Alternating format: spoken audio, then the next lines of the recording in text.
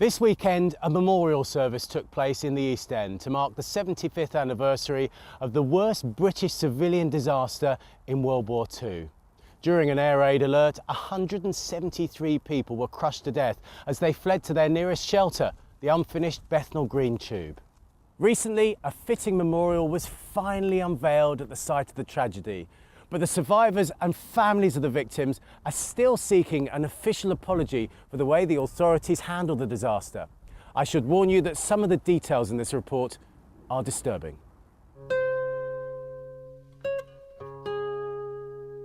Yesterday afternoon, mourners gathered at the Church of St John on Bethnal Green to pay tribute to the 173 people, among them 62 children, who died on March the 3rd, 1943.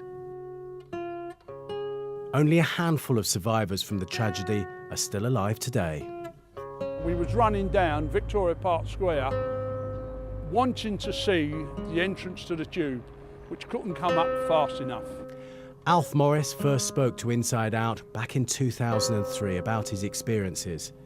He was just 13 when the air raid sirens went off. When we got down about as far as where I'm standing, the rockets went across the park, went across here, and there was a tremendous shh, and everybody just leapt forward and calling out, "There's bombs, there's bombs, there's bombs."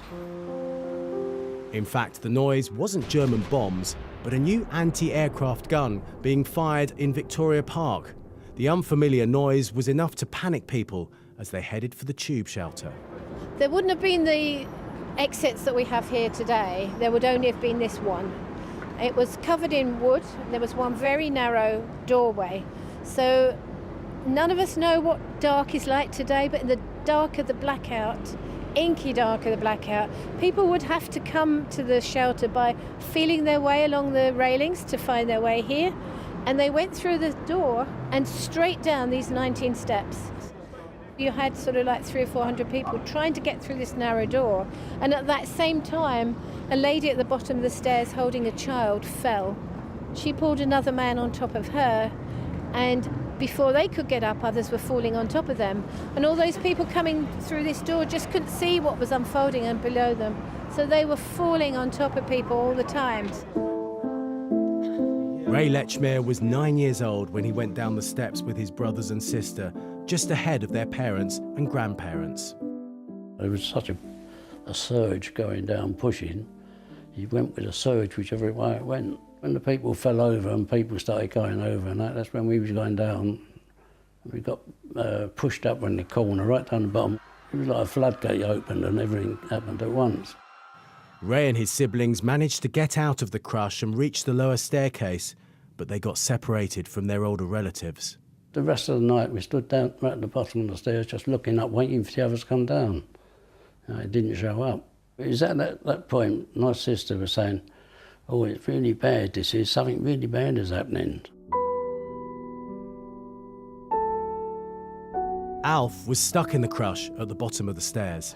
I couldn't get out, but a lady air raid warden named Mrs Chumley grabbed my hair and pulled, and that wouldn't happen. So she put her arms underneath my arms and just yanked me out. All my legs was all bleeding. I was frightened out of my life. I heard all the people screaming. I was calling for their mothers and fathers, and we just couldn't get out. I couldn't get out. Mrs Chumley pulled me out, and it was terrible. At the time, it was terrible.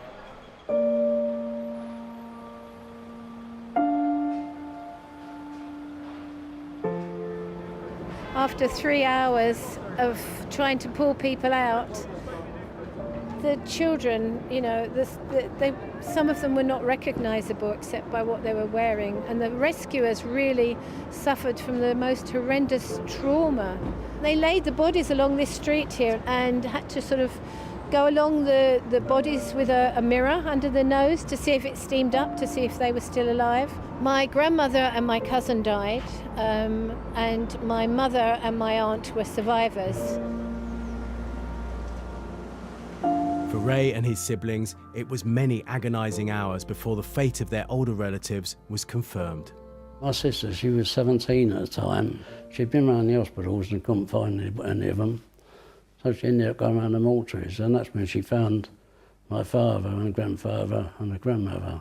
And then carried on looking for my mother. And somebody said, well, they took them to the German hospital in Dalston. She was in a bad way, but she was alive. Her face was all bruised, her legs were bruised. So, yeah, they went through it down there. At the time, the disaster was covered up so as not to damage wartime morale.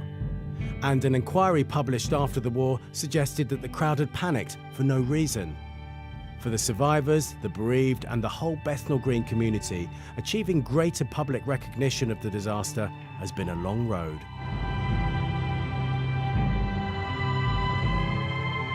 Just before Christmas, after a 10-year fundraising campaign, a striking memorial was finally unveiled to the victims. Well done, El. Well done. I took one look at it, and my niece had to give me a handkerchief. I got so emotional. I think it's absolutely amazing, and I've said for donkey's years, I want to see that finished, and then I can wander off this mortal coil.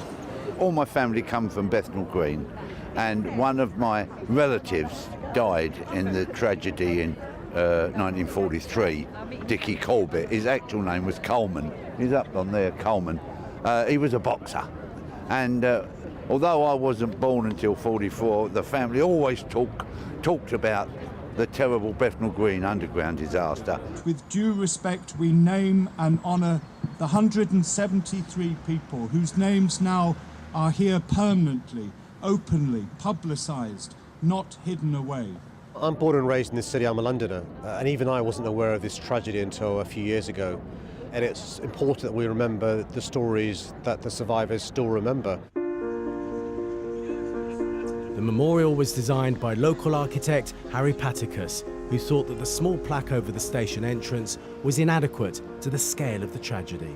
I thought that the plaque wasn't really a very sufficient reminder of what actually happened. I suddenly had an idea for a memorial, and basically the concept was to take a cast of the space where everybody died and to lift it up above that stairway.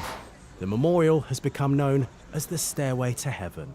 It's a very powerful moment to stand underneath it and look up into the space where all those people were. There's 173 holes cut into the roof of the stairway, and these cones are oriented towards south, and they're asymmetrical, so they will let the sunlight come through. So there'll be this moment at certain points in the year at around midday when there'll be 173 spots of light that will be shining through the void of the stairway and onto the ground. We have many memorials around London for smaller disasters, so I think it's incredibly important. I think maybe for the national consciousness that this disaster is properly recognised. 75 years have now passed since the disaster, but many still feel that the historic record of the tragedy needs to be officially put right. Certainly somebody should be apologising, because this should never have happened. It was preventable, and if only the entrance had been safer, nobody would have fallen down. The Home Secretary sprinkled his statements in Parliament with the loss of self-control phrase, and so that probably made the survivors feel really guilty. I hope that having this memorial here now across the road is helping them in a way to have closure, that at least people know what happened to them and how awful it was.